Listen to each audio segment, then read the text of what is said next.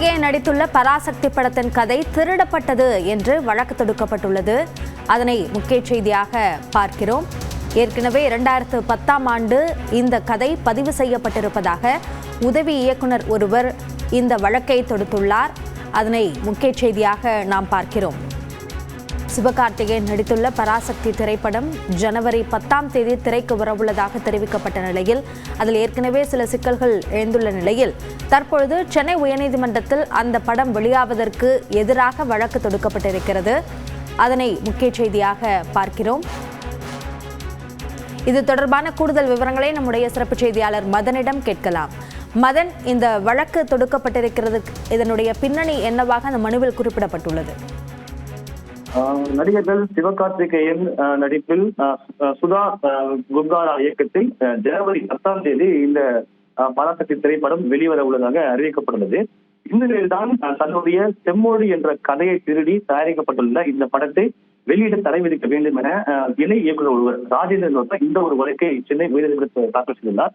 அதாவது கடந்த 1965ஆம் ஆண்டு நடந்த அந்த இந்தி திணிப்பை எதிர்த்து நடந்த அந்த மொழிப்போரை மையமாக வைத்து செம்மொழி என்ற பெயரில் கதையாக எழுதி 2010ஆம் ஆண்டு தென்னிந்திய திரைப்பட எழுதுவர் சங்கத்தில் தான் பதிவு செய்துள்ளதாக தெரிவித்துள்ளார்.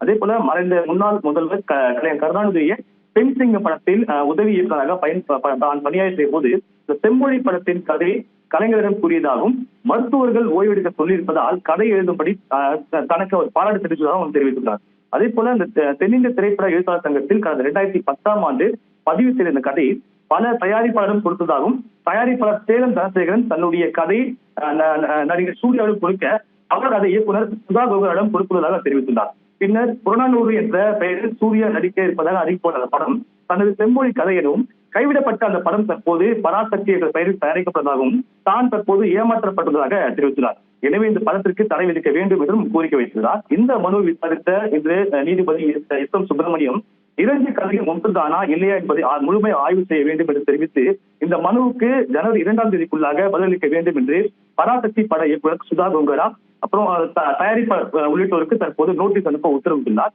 அதே போல மனுவருடைய புகார் மீது அனைத்து தரப்பினரும் விசாரித்து அறிக்கை தாக்கல் செய்ய வேண்டும் என்றும் தற்போது தென்னிந்திய திரைப்பட எழுத்தாளர் சங்கத்திற்கும் தற்போது உயர்நீதிமன்றம் இந்த உத்தரவை பிறப்பித்துள்ளது. மதன், ஏற்கனவே பராசக்தி திரைப்படம் அது தணிக்கை தொடர்பாக சில சிக்கல்களை சந்தித்து வருகிறது. தற்பொழுது மேலும் ஒரு வழக்கு தொடுக்கப்பட்டிருக்கிறது. இது அடுத்த கட்டமாக என்ன நகர்வு இதில் ஏற்படுவதற்கு வாய்ப்பு இருக்கிறது?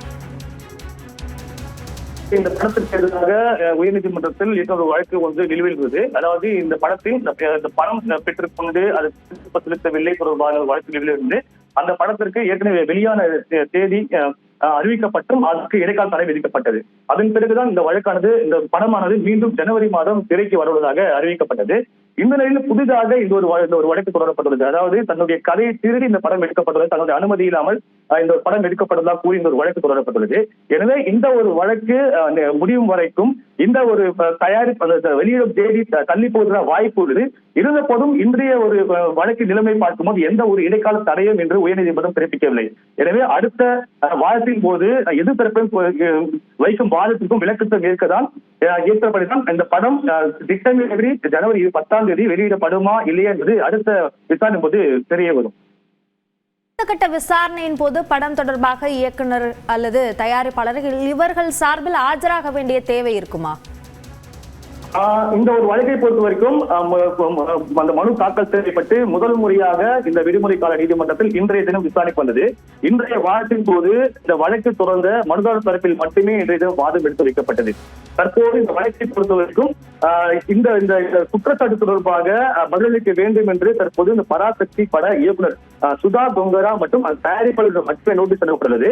அவர் தரப்பில் 2 பேர் தரப்பிலிருந்தும் அடுத்த விசாரணையின் போது அவர் தாக்கல் செய்யக்கூடிய பதில் மனுவை பொறுத்து முடிவெடுக்கப்படும். ஆனால் இவர் நேரில் வர வேண்டிய அவசியம் தற்போதைய நிலையில் இல்லை.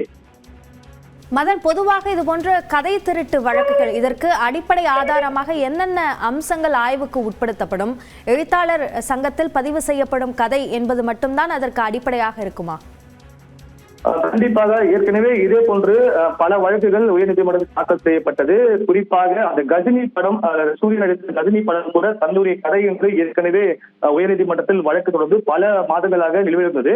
இது போன்ற வழக்கை பார்க்கும்போது தான் எழுதிய அந்த ஒரு கதையை அந்த எழுத்தாளர் சங்கத்தில் அவர் பதிவு செய்த பிறகு அந்த ஒரு தேதியை வைத்துக் கொண்டு இது போன்ற வழக்குகள் தொடர்வதற்கான வாய்ப்பு உள்ளது. அதே போல இது போன்ற இணை இயக்குநர்கள் தாங்கள் எழுதும் கதையை பல தயாரிப்பாளர்கள் மற்றும் மற்ற மூத்த ப்ரொடியூசர் மற்றும் இயக்குனர் வழங்குவது ஒரு வழக்கமாக உள்ளது. எனவே ஏனென்றால் இது போன்ற தன்னுடைய கதை மையமாக வைத்து தனக்கு ஒரு வாய்ப்பு கிடைக்க வேண்டும் என்ற அடிப்படையில் இது போன்ற கதையை தருவார்கள். ஆனால் பல படங்களை பார்க்கும்போது அந்த கதையை கொண்டு இவரை பயன்படுத்தாமல் மற்ற இயக்குநரை வைத்து படமாக்கப்பட்டு வெற்றியும் பெற்றிருந்தது. இது தொடர்பாக பல்வேறு வழக்குகள் உயர்நீதிமன்ற விசாரணைக்கு வந்து சில இடைக்கால தடைகள் விதிக்கப்பட்டு பின்னர் படம் வெளியாகிறது.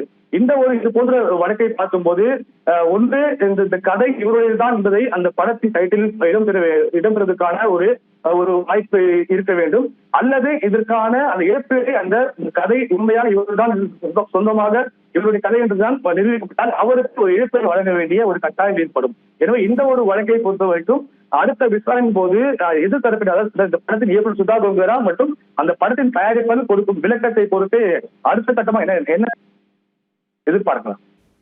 எழுத்தாளர் சங்கத்துல பதிவு செய்யப்பட்டிருக்கும் கதை அதில் அடிப்படையாக இருக்கக்கூடிய ஒன்லைன் ஒரே மாதிரியாக இருக்கலாம். ஆனால் அந்த கதை பயணிக்கும் அந்த திசை அது வெவ்வேறாக இருக்கிற பட்சத்தில் இது வேறு கதை என்று நீதிமன்றம் ஒத்துக்கொள்ளுமா?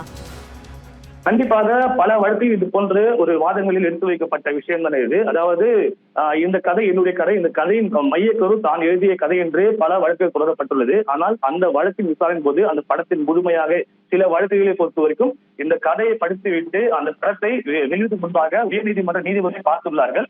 எனவே அது போன்று பார்க்கும்போது இவர் தெரிவிக்கும் அந்த கதையில் உள்ள அந்த காட்சிகளுக்கும் ஆனால் வெளியாக உள்ள அந்த படத்தின் காட்சிகளும் பல்வேறு வித்தியாசங்கள் இருந்தால் அதை ஏற்றுக்கொண்டு அந்த படம் வெளியாவதற்கும் உயர்நீதிமன்றம் பல்வேறு வழக்குகளில் உத்தரவு பிறப்பித்துள்ளது.